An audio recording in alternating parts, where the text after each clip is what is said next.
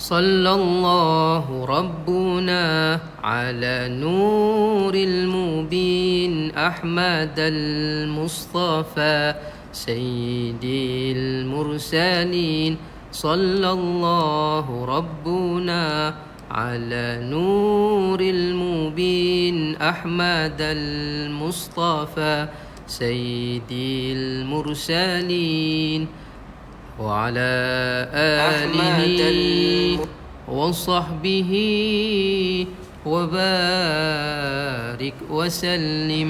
Assalamualaikum warahmatullahi wabarakatuh. Alhamdulillah wassalatu wassalamu ala Rasulillah wa ala alihi wa sahbihi ajma'in. Asyhadu an la ilaha illallah wahdahu la syarikalah wa asyhadu anna Muhammadan abduhu wa rasuluh wa safiyuhu wa khaliluh khairun arsalallahu ilal alami kullihi basyiran wa nadhira wa da'iyan ila Allah biiznihi wa sirajan munira. Muslimin muslimat penonton, sahabat akademik tarbiyah yang dirahmati Allah Subhanahu wa taala, alhamdulillah bertemu lagi kita selepas ada masalah teknikal sebentar tadi, tapi tak ada masalah, janji kita buat sampai jadi insya-Allah. Itulah sifat anak muda tuan-tuan, dan alhamdulillah saya masih muda dan syukur pada Allah, Allah bagi kekuatan dan Allah bagi ketetapan iman kepada kita untuk terus berbakti pada agama ni, ataupun meneruskan kewajipan kita sebagai hamba Allah untuk memakmurkan bumi Allah, untuk menyebarkan dakwah, yad'una ilal khair wa ya'muruna bil ma'ruf wa yanhauna 'anil munkar ni. Baik tuan-tuan dirahmati Allah Subhanahu wa taala, apa khabar sahabat-sahabat? Ustaz Adni, apa khabar? Terima kasih juga kepada Akademik Tarbawi kerana sudi menjemput saya. Tidak lupa kepada moderator kita yang tadi, Ustaz Rahim. Ini guru-guru saya ni. Alhamdulillah. Syukur. Ini guru-guru saya yang mendidik saya, yang mentarbiah saya. Jadi saya rasa teruja dan saya rasa terhutang budi dan macam-macam lah. Dan saya rasa gembira. Kerana apa? Kerana saya akan bekerjasama untuk sama-sama kita menghidupkan Akademik Tarbawi ni. Baik tuan-tuan dirahmati Allah, apabila kita bercerita tentang pemuda dan Rasulullah sallallahu alaihi wasallam, sangat menarik tuan-tuan dirahmati Allah. Kenapa saya kata menarik dan sangat luar biasa? Kerana apa yang berlaku di zaman Rasulullah sallallahu alaihi wasallam yang menegakkan dan menjadi tulang belakang kepada Nabi sallallahu alaihi wasallam adalah para pemuda. Mereka adalah orang-orang muda yang mengelilingi Rasulullah sallallahu alaihi wasallam. Bahkan kalau kita melihat sirah Nabi sallallahu alaihi wasallam, bila kita belajar sirah Nabi sallallahu alaihi wasallam, penting kita belajar sirah ni tuan-tuan dirahmati Allah. Kerana apa? Sirah ni pentingnya macam mana kita belajar Al-Quran. Sebab tu ulama kata kunna nu'allimu maghasiya Rasulillah kama nu'allimhu suratan minal Quran. Kami ini mempelajari sirah-sirah Nabi ni, sirah-sirah para sahabat ni, sirah-sirah orang terdahulu ni, maghasiya Rasulillah ni, seperti mana kami mempelajari Al-Quran. Makna kata apa tuan-tuan dirahmati Allah? Kita dianjurkan untuk mempelajari sirah-sirah orang terdahulu seperti mana kita mempelajari Al-Quran. Penting belajar Quran, penting, wajib. Faham Quran, tadabbur Quran, amalkan Quran. Begitu juga sirah Nabi, sirah orang-orang terdahulu, terutamanya kurun. Khairul qarni summal ladzina yalunahum summal ladzina yalunahum. Kurun yang terbaik iaitu kurun yang bersama para sahabat bersama dengan Rasulullah sallallahu alaihi wasallam. Apa yang menarik tuan-tuan dan dirahmati Allah, sahabat yang dirahmati Allah, Nabi dikelilingi para pemuda yang memperjuangkan dakwah Nabi sallallahu alaihi wasallam. Sebab tu dakwah itu berterusan. Andai kata yang meneruskan dakwah Nabi adalah orang tua. Hakikatnya kalau kita belajar sirah, semua kebanyakannya adalah orang-orang muda. Dan kebanyakan orang-orang tua di zaman itu ramainya menentang. Ramainya yang tak mau menukar agama mereka, hanya berpegang pada agama-agama nenek moyang mereka. Mereka tak mau berubah. Mereka tak mau mencari sesuatu sebab mereka dah rasa selesa. Jadi kalau nak suruh mereka meneruskan dakwah tu tadi, mereka rasa tak perlu. Mereka dah ada harta, mereka dah ada tempat tinggal dan sebagainya. Apa nak susah-susah? Tapi berbeza dengan anak-anak muda. Lihat siapa Sayyidina Abu Bakar radhiyallahu anhu ketika masuk Islam, ketika umurnya 37 tahun. Siapakah Sayyidina Umar ketikanya umurnya 27 tahun? Siapa Sayyidina Ali ketika umurnya 9 tahun? Siapa Abdul Rahman bin Auf ketika umurnya 17 tahun? Siapakah Uthman bin Affan ketika umurnya 35 tahun? Umur-umur inilah yang telah masuk ke dalam Islam. Kalau kita lihat sahabat yang dirahmati Allah, kalau kita lihat siapakah Basyiru bil Jannah, sahabat-sahabat Nabi yang dijanjikan syurga, di kalangan mereka adalah para pemuda yang mula-mula. Macam mana mereka boleh diberi khabar gembira terhadap syurga di dunia lagi? Kerana ada kerja yang mereka telah lakukan, ada jasa yang mereka telah berikan kepada Islam, sehingga kan di dunia lagi mereka mendengar syurga telah dijanjikan untuk mereka. Siapakah mereka, tuan-tuan? Semuanya para pemuda. Mereka memeluk Islam ketika muda mereka. Mereka memperjuangkan Islam ketika mereka bersama dengan Rasulullah, mereka berperang bersama dengan Rasulullah. Nahnu syabab. Kami adalah para pemuda. Nampak, tuan-tuan dirahmati Allah, betapa pentingnya pemuda di dalam arena dakwah untuk mengembangkan dakwah ni, tuan-tuan dirahmati Allah Subhanahu wa taala. Kalau kita benar-benar faham fungsi para pemuda ni, tuan-tuan dirahmati Allah, pasti kita tidak akan sia-siakan mereka. Pasti kita akan berusaha untuk mencuri hati mereka, tackle hati mereka, ambil perhatian terhadap mereka. Kerana apa, tuan-tuan dirahmati Allah? Terkumpulnya 4 kekuatan yang ada pada seorang pemuda.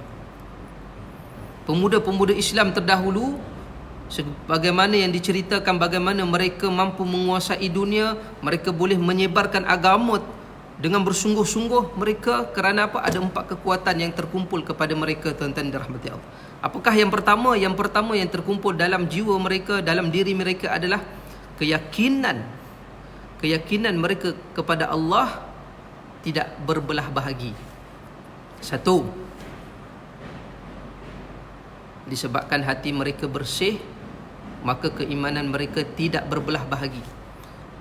Maka ketika itulah kekuatan yang ada pada pemuda di zaman lampau, tuan-tuan dirahmati Allah. Satu. Yang kedua, apa yang ada pada mereka, sahabat yang dirahmati Allah? Saya minta izin sekejap nak share ke saya punya Facebook. Lupa pula nak share kan. Sambil-sambil lah kita sembang-sembang ni, tuan-tuan, kongsi-kongsi ni, kita share dekat kita punya Facebook. Oh, tak boleh pula. Tak apalah, sat lagi lah saya share lepas habis. Tapi nak bagi tahu sahabat yang dirahmati Allah Subhanahu wa taala, cuba kita lihat bagaimana sahabat pemuda-pemuda ini dia memiliki 4 kekuatan ni tadi. Yang pertama, keimanan dan hati yang bersih. Hati mereka bersih, hati mereka lembut, hati mereka kosong. Apa yang diberikan, apa yang dimasukkan mudah, cepat, tangkas.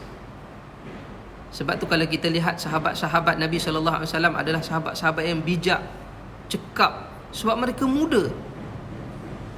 Sayyidatina Aisyah nikah dengan Nabi sallallahu alaihi wasallam waktu 9 tahun. 6 tahun, 9 tahun, tuan-tuan dirahmati Allah. Apa hikmah dia? Daripada situ banyak dia dapat belajar daripada Nabi sallallahu alaihi wasallam. Khatam Quran dalam masa yang singkat. Menghafal hadis Nabi sallallahu alaihi wasallam ribuan hadis. Siapakah Sayyidina Abu Hurairah? Kalaulah Sayyidina Abu Hurairah tua, tuan-tuan dirahmati Allah, tak sempat nak belajar dah. Tak sempat fikir, tak sempat nak belajar. Dan macam zaman kita ni lah, tuan-tuan. Bila dia kata tua, dia dah malas nak belajar, lemah, otak pun dah berkarat. Itu alasan orang-orang yang sudah meningkat usia. Biasanya kita akan dengar. Tapi tuan-tuan dirahmati Allah, nak bagi tahu di sini bagaimana pemuda ini, sehingga kan kalau kita lihat Sayyidina Abu Hurairah selepas kewafatan Nabi sallallahu alaihi wasallam dicatatkan bahawa hampir 5,000 hadis yang ada yang diriwayatkan oleh Sayyidina Abu Hurairah. Muda ni.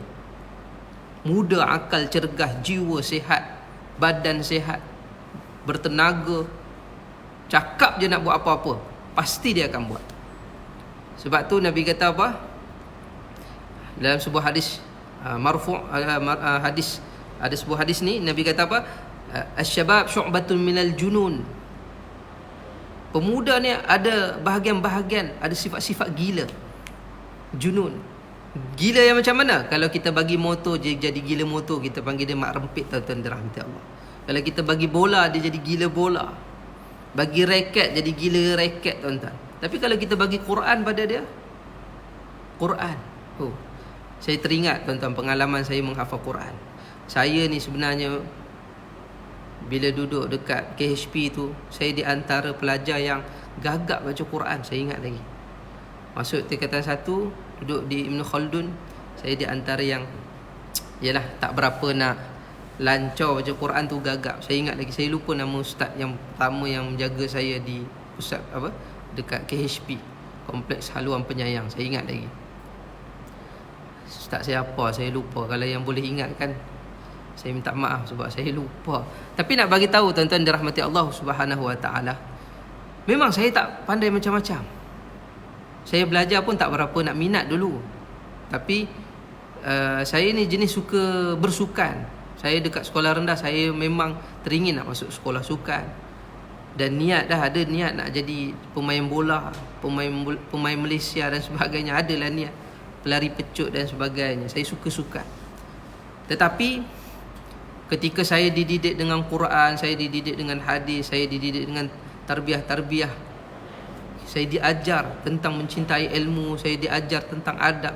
Bila saya dimasukkan benda-benda itu, saya jadi gila pada benda itu, tuan-tuan dirahmati Allah. Saya gila sungguh pada Quran, saya ingat lagi. Apa yang saya buat, tuan-tuan dirahmati Allah? Saya cuba khatamkan Al-Quran dalam masa yang singkat. Saya jadi semangat nak menghafal Quran. Di hujung-hujung tahun, dalam masa sebulan cuti sekolah di hujung tahun, saya duduk dekat Mahat Tahfiz dekat kampung saya belajar Quran, hafal Quran. Bila time sekolah, masuk sekolah balik, saya hafal Quran. Gila tuan-tuan. Di waktu-waktu muda macam ni pun kita akan jadi gila. Kita sanggup buat apa-apa saja. Itu sifat manusia. Sifat syabab ni. Bagi Quran jadi gila Quran. Bagi motor jadi gila motor. Bagi phone, gila phone. Gila phone tuan-tuan. Sebab ada satu kes, dia ugut mak dia. Orang budak ni dia ugut mak dia. Kalau mak tak bagi phone pada saya terjun daripada tingkat 11. Astaghfirullahalazim. Itulah sebab bagi phone jadi gila phone lah, tuan-tuan dirahmati Allah. Cuba bagi Quran. Kenalkan anak tu dengan Quran.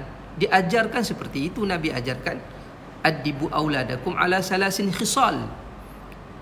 Hubbun nabiyukum wa ahli baitih wa qiraatil Quran. Ni zaman kita ni. Zaman para sahabat dahulu, pemuda-pemuda dahulu, mereka dididik dengan cinta pada Nabi, keluarga Nabi, Al-Quran. Kerana apa? Bila mereka menghabiskan masa dengan 3 perkara ini, inilah hasilnya tuan-tuan.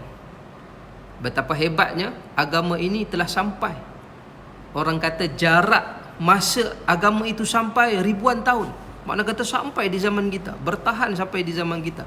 Kerana usaha dan pengorbanan orang-orang terdahulu, orang-orang muda terdahulu, sahabat-sahabat Nabi yang muda dahulu, yang bersungguh-sungguh. Nampak tuan-tuan dirahmati Allah. Itu iman mereka.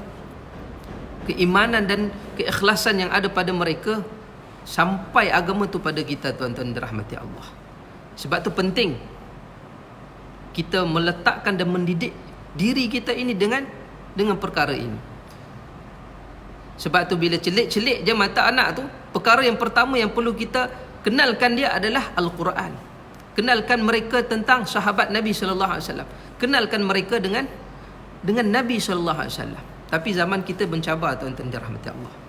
Pagi-pagi anak dah minta phone. Remaja-remaja kita sekarang ini lebih mengenal artis-artis Korea yang menjadi kegilaan mereka. Salah ke? Tak salah. Tapi rugilah. Rugi sebab apa? Kalau tak kenal Nabi. Nak kenal siapa pun di atas muka bumi ini, siapa pun di zaman kita ni, tak ada masalah. Yang jadi masalah, kenal tapi tak kenal Nabi. Sebab tu kita kena letakkan keutamaan tu tadi. Kenal Nabi dulu, baru kenal orang lain. Bagi kenal Quran dulu, baru kenal benda lain. Celik-celik je mata, bagi mereka melihat Quran, mereka mendengar Quran, mereka mendengar sirah Nabi, mereka mendengar Mereka mendengar siapa itu Nabi sallallahu alaihi wasallam. Siapa Nabi sallallahu alaihi wasallam? Nabilah yang akan memberi syafaat. Siapakah Nabi sallallahu alaihi wasallam? Bila sebut namanya, kita mendapat syafaat. Kita mendapat kebaikan. Siapa Nabi ni? Siapa Muhammad ni? Alam nashrah laka sadrak wa wada'na anka wizrak alladhi anqadha dhahrak wa rafa'na laka dhikrak. Siapa Muhammad ni? Siapa Muhammad sallallahu alaihi wasallam ni? Ajarkan pada keluarga kita. Wa rafa'na laka dhikrak.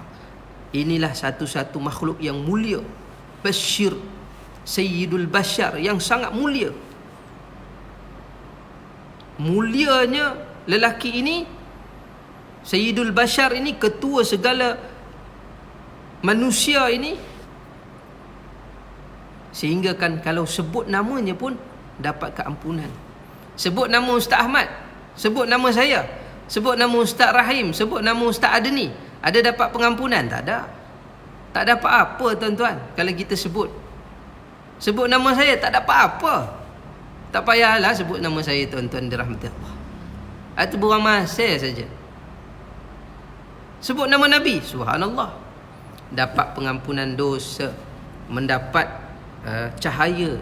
Allah berikan cahaya di dalam hati. Para ulama kata 4 benda kita akan dapat bila sebut nama Nabi sallallahu alaihi wasallam, bila bersalawat pada Nabi sallallahu alaihi wasallam. Allah akan terangkan hatinya dengan cahaya. Yang kedua, diampunkan dosanya, dilapangkan dadanya, dimudahkan urusannya. Oh subhanallah. Sebut nama Ahmad, Dayang Ahmad, tambah masalah. Lain, beza tuan-tuan dirahmati Allah.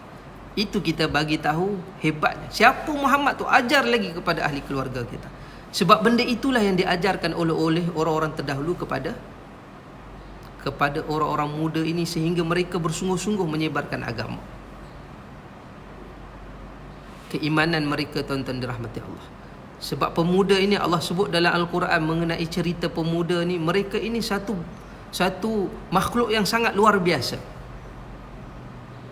Nahnu naqussu 'alaika naba'ahum bil haqq innahum fityatun amanu bi rabbihim wa zidnahum huda.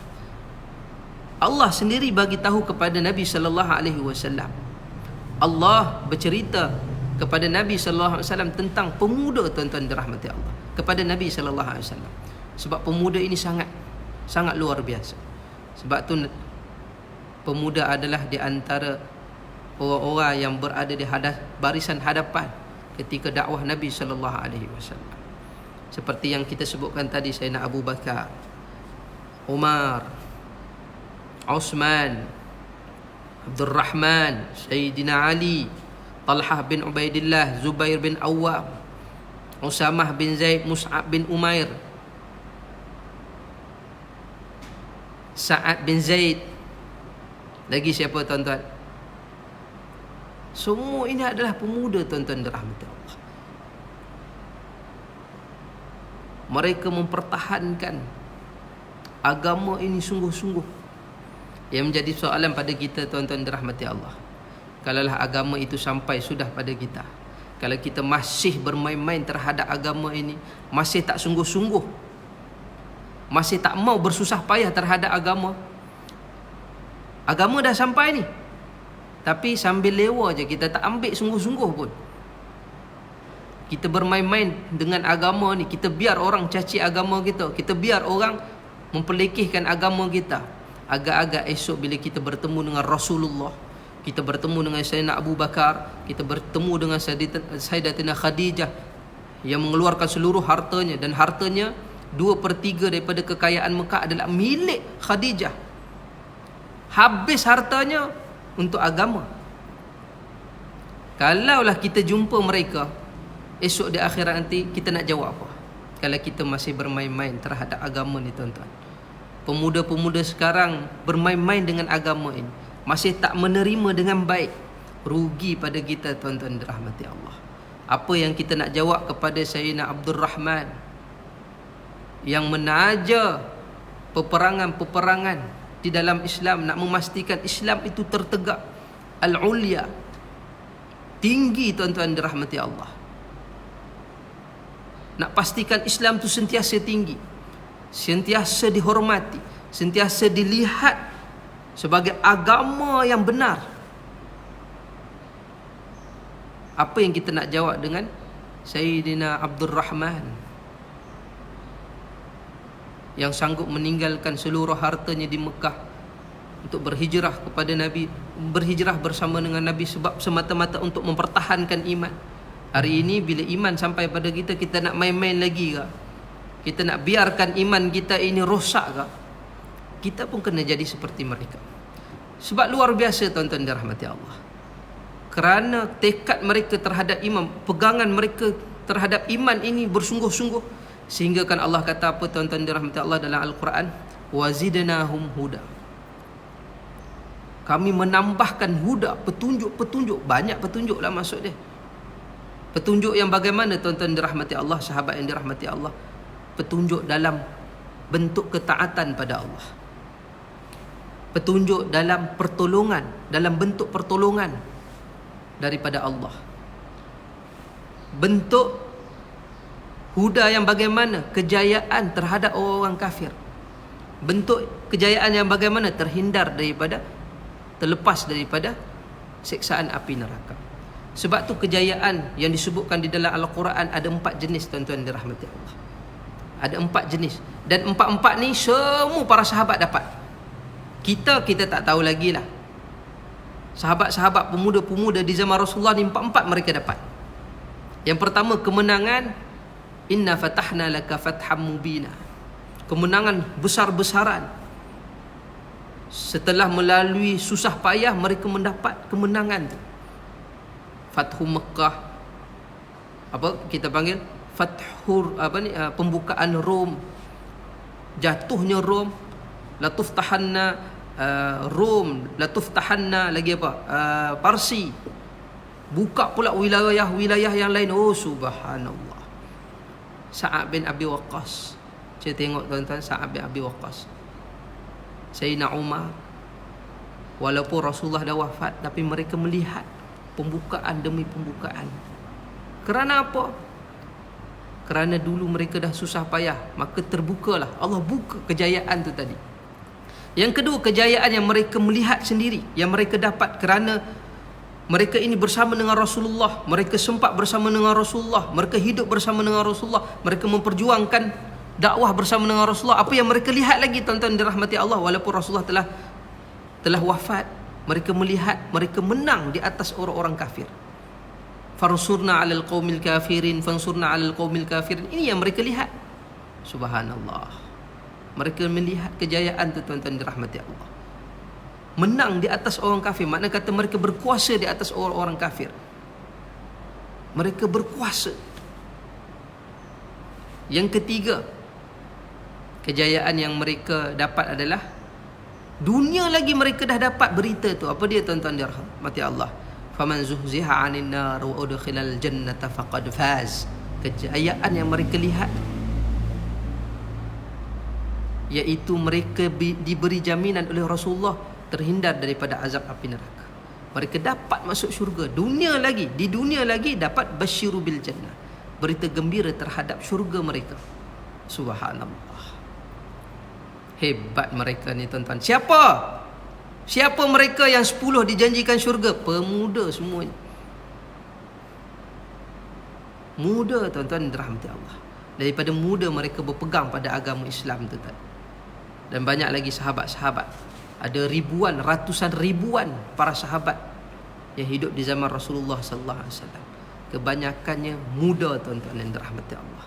Gunakanlah tenaga muda kita tuan-tuan dirahmati Allah untuk memastikan Islam ini terus tersebar. Islam ni terus kita bersama dengan Islam. Nampak tuan-tuan dirahmati Allah, bersama dengan agama ni, membela agama ni, menghidupkan agama dalam hidup kita. Tetapi apabila seseorang itu meninggalkan agama, apabila seorang pemuda itu meninggalkan agamanya, membelakangkan agamanya, dia akan dihina. Dia akan dihina oleh Allah Subhanahu wa taala. Idza azzamat ummatid dunya nuzi'at minha haibatul Islam. Ketika umat aku, Nabi kata, membesarkan dunia, meninggalkan agama, membesarkan dunia. Nuzi'at minha haibatul Islam, akan dicabut kehebatan Islam dalam dirinya. Hilang kehebatan Islam. Wa idza tarakatal amru bil ma'ruf wan nahya 'anil munkar hurrimat barakatal wahyi. Kalau tinggalkan amal ma'ruf nahi munkar, hurrimat barakatal wahyi, aku haramkan keberkatan wahyu. Dalam hadis kudusi, tuan-tuan dirahmati Allah, sahabat yang dirahmati Allah, disebutkan mengenai apa yang dimaksudkan hurrimat barakatul wahyi. Bila orang meninggalkan amal ma'ruf nahi mungkar ni, tuan-tuan, pemuda-pemuda kita ni meninggalkan amal ma'ruf nahi mungkar ni, tuan-tuan dirahmati Allah, tak kisahlah, termasuklah kaum muslimin seluruhnya, meninggalkan amal ma'ruf nahi mungkar ni, dia akan dihalang daripada keberkatan wahyu itu. Maksudnya 3, iaitu ketika dia memohon pertolongan, Allah tidak tolong lagi. Ketika dia mohon pertolongan, Allah takkan beri pertolongan kepadanya. Ketika dia berdoa, doanya tidak mustajab lagi. Dan yang ketiga, Allah biarkan dia. Allah biarkan dia untuk uruskan dirinya, sehingga kan dia menjadi hina. Kerana apa hina? Orang bukan Islam menguasai dirinya. Orang bukan Islam menguasai dirinya. Itu satu kehinaan, satu fitnah. Wattaqu fitnatan la tusibanna alladhina zalamu minkum khassah. Hati-hatilah kalau fitnah itu datang, dia akan merosakkan. Nampak tuan-tuan dirahmati Allah Subhanahu wa taala. Ni nampak ni kesan daripada meninggalkan dakwah ni tadi. Pemuda kena hidup dalam dakwah, imannya kena kuat. Mereka adalah pemuda-pemuda dakwah di zaman Rasulullah. Pemuda-pemuda dakwah di zaman Rasulullah adalah pemuda-pemuda di zaman Rasulullah, ada pemuda-pemuda dakwah. Mereka menyebarkan agama. Mereka yakin dengan amal ma'ruf dan nahi mungkar. Bila mereka buat kerja itu, dia lakukan kerja Nabi ini, mereka mendapat pertolongan. Doa mereka mustajab. Amal mereka diterima Allah Subhanahu wa taala. Mereka yakin, tuan-tuan dirahmati. Sebab itu mereka berani bertebaran ke seluruh dunia. Di mana mereka duduk, di situ hidup, tuan-tuan dirahmati Allah. Tak ada satu bumi pun sahabat-sahabat ni pergi, pasti bumi itu akan aman, makmur. Siapakah mereka? Pemuda. Mus'ab bin Umair dihantar ke Madinah. Hidup Madinah, tuan-tuan. Islam seluruh Madinah. Hampir. Menjadi, orang kata, yalah Madinah ni jadi negara Islam yang pertama. Subhanallah. Nampak, tuan-tuan dirahmati Allah. Sampai bila kita ini akan dihina, tuan-tuan? Para pemuda kita ni akan dihinakan, kaum muslimin akan dihina. Selagi macam mana kata, bagaimana nak kembalikan kemuliaan? Nabi kata, hatta tarji'u ila dinikum, sehinggalah dia benar-benar, umat Islam, para pemuda ini benar-benar kembali kepada agamanya, maka mereka akan mendapat kemuliaan kembali. Subhanallah. Sebab itu, kembalilah pada agama. Wahai para pemuda, kembalilah pada agama. Ketika itu kamu akan dimuliakan. Seperti mana Allah memuliakan orang-orang terdahulu, begitulah juga Allah memuliakan orang-orang yang sekarang ini, jika dia mengamalkan apa yang orang terdahulu lakukan. Buat je apa yang orang terdahulu lakukan, kita akan berjaya seperti orang-orang terdahulu. Sebab tu ada seorang pengkaji ni, tuan-tuan dirahmati Allah. Ni kira penutup lah, cukup lah setengah jam, tuan-tuan, pertemuan kita. Ada satu kajian mengenai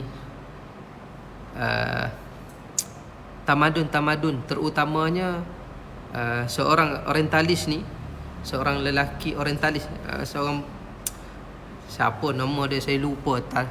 Waktu-waktu macam ni lupa pula, tuan-tuan rahmati Allah, saya minta maaf. Tapi nak bagi tahu, ahli sejarawan ni dia buat satu kajian mengenai satu-satu bangsa ataupun tamadun yang sangat luar biasa, sangat menakjubkan. Cuba bayangkan, tuan-tuan, siapakah tamadun itu? Siapakah yang memiliki tamadun itu? Adalah umat-umat Islam di zaman Rasulullah sallallahu alaihi wasallam. Nak bagi tahu powernya pemuda ni sampai satu tahap, tuan-tuan dirahmati Allah, kerja mereka sangat pantas. Kekuatan mereka bila disatukan sangat hebat. Semangat mereka bila disatukan sangat hebat. Apa yang berlaku kepada dunia Islam ketika itu, tuan-tuan dirahmati Allah? Ni saya nak cerita ni. Dan kita ambil iktibar daripada kisah ini. Bagaimana sejarawan ini dia melihat, kalau dahulu kita melihat Rom dan Parsi mengambil ribuan tahun, 1200 tahun untuk membina tamadun. Tetapi bangsa Arab, satu-satu bangsa, hanya mereka memerlukan 50 ke 60 tahun untuk membina tamadun mereka dan menguasai sebahagian daripada politik dunia. Mengapa mereka boleh lakukan seperti itu, tuan-tuan dan dirahmati Allah? Mereka boleh bergerak secara cepat, secara pantas, cepat, gagah, penuh dengan semangat, kerja tanpa henti. Dia orang bukan dapat habuan dunia, tiba-tiba bila dia orang buat kerja ni, tiba-tiba dapat emas seguni ke apa. Tak ada dijanjikan apa-apa, tuan-tuan. Tapi mereka terus lakukan dakwah, terus menyebarkan agama, terus berperang untuk memenangkan Islam. Hebatnya pemuda di zaman itu, tuan-tuan rahmati Allah. Mereka ini telah digunakan oleh Nabi SAW untuk memastikan agama ini terus berkembang. Hanya mengambil masa 60 tahun. Kerana apa, tuan-tuan? Mereka adalah pemuda. Pemuda yang mereka memiliki iman, mereka memiliki keikhlasan, mereka memiliki semangat juang, mereka yang tahu bekerja tanpa henti. Sebab itu mereka mampu menguasai dunia, 2/3 dunia, tuan-tuan dirahmati Allah Subhanahu wa taala. Bila orientalis ni tanya pada orang Islam, macam mana boleh secepat itu? Kita orang Islam akan jawab apa? Apa yang kita jawab? Innallaha ma'ana. Itulah jawapan kita. Sesungguhnya Allah bersama dengan kita. Baik, tuan-tuan dirahmati Allah. Sebab tu nak mendapatkan kejayaan dunia, menggunakan formula yang sama. Kita menggunakan formula yang sama. Saya ulang lagi sekali, untuk mendapatkan kejayaan dunia dan akhirat, iaitu hayya 'alal falah, qad aflahal mu'minun. Aflah ni, kejayaan dunia akhirat ni, yang dimiliki oleh orang-orang terdahulu, para sahabat terdahulu. Dan kalau kita nak dapat seperti itu, kita kena ikut formula yang sama. Apa dia, tuan-tuan dirahmati Allah? Formula yang mereka guna adalah dua sahaja. Amanu wa amilus salihat. Allah sebut dalam surah Al-Baqarah, orang yang nak jadi raja di akhirat nanti, di dalam syurga nak jadi raja, nak dapat layanan seperti 10 kali ganda raja di dunia, syarat dia wabashiril ladina amanu wa amilus salihat. Benar-benar beriman pada Allah dan lakukan amal soleh. Lakukanlah pembaikan. Lakukanlah kerja-kerja amal-amal ini. Begitu juga, itu kalau nak dapat akhirat. Allah memberikan formula yang sama dalam surah An-Nur ayat 52. Untuk mendapatkan kekuasaan di atas muka bumi ini, guna formula yang sama. Wa'adallahu alladhina amanu wa amilus salihat la yastakhlifannahum fil ardi kama istakhlafal ladhina min qablihim. Allah janji untuk memberikan kekuasaan kepada orang yang amanu wa amilus salihat. Dua juga, tuan-tuan. Formula yang sama. Nak mendapat kerajaan akhirat, amanu wa amilus salihat. Nak dapatkan kerajaan dunia, amanu wa amilus salihat. Tak ada formula yang lain. Carilah formula yang lain. Takkan lama, tuan-tuan dirahmati Allah. Sebab itu, sahabat yang dirahmati Allah Subhanahu wa taala, bagaimana para pemuda di zaman Rasulullah menjadi hebat sampai boleh menguasai dunia dalam waktu yang singkat. 60 tahun, 50 tahun, 60 tahun sahaja. Di zaman Rasulullah sallallahu alaihi wasallam, jawapannya kerana apa? Amanu wa amilus salihat. Mereka memiliki keimanan yang kuat. Wazidnahum huda, sentiasa mendapat petunjuk. Mana kata, kalau nak kekalkan kita ni dapat petunjuk, kita kena sentiasa beriman dan bertakwa pada Allah. Kita kena sentiasa ikhlas dalam perjuangan. Kita kena sentiasa semangat, jangan pernah lemah dalam perjuangan. kita kena terus bekerja tanpa henti. Baru kita akan mendapat wazidnahum huda. Kita akan mendapat petunjuk-petunjuk daripada Allah untuk kita terus berada di atas muka bumi ini, nak memastikan agama ini terus berkembang, agama ini terus sentiasa ditinggikan, dan kita juga akan ditinggikan, dan kita juga akan dimuliakan. Bagaimana Allah memuliakan agama ini, begitu juga orang yang memeluk agama itu akan dimuliakan oleh Allah Subhanahu wa taala. Jadi tuan-tuan dirahmati Allah Subhanahu wa taala, cukuplah sekadar itu sebagai kesimpulan pertemuan kita pada pagi ini. Dah masuk tengah hari dah tuan-tuan, dah 11 lebih dah. Jadi pun perut dah lapar. Jadi saya mengucapkan selamat menjamu selera lah kepada tuan-tuan. Moga-moga tuan-tuan diberkati dan dirahmati Allah Subhanahu wa taala. Jadi saya rasa tak ada soalan daripada penonton. Moga-moga apa yang kita ingin usahakan, apa yang kita ingin lakukan, semuanya dirahmati Allah dan diberkati Allah. Allah permudahkan segala urusan kita, Allah kabulkan segala permintaan kita. Itulah kita mohon pada Allah Subhanahu wa taala pada tengah hari ini. Jadi saya rasa cukup setakat itu. Terima kasih kepada Akademik Tarbawi.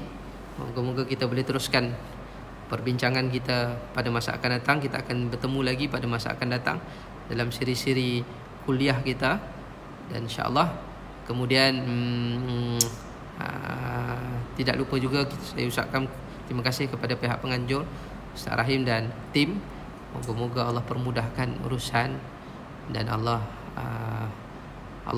pemudahkan segala hajat yang ingin diingini, apa yang diinginkan, insya-Allah Allah memudahkan. Jadi saya mohon maaf jika terkasar bahasa, tersalah kata. Saya pun masih belajar, mohon tunjuk ajar. Kita jumpa lagi. Assalamualaikum warahmatullahi wabarakatuh. Terima kasih kepada penonton juga. Wallahu alam. Assalamualaikum warahmatullahi wabarakatuh.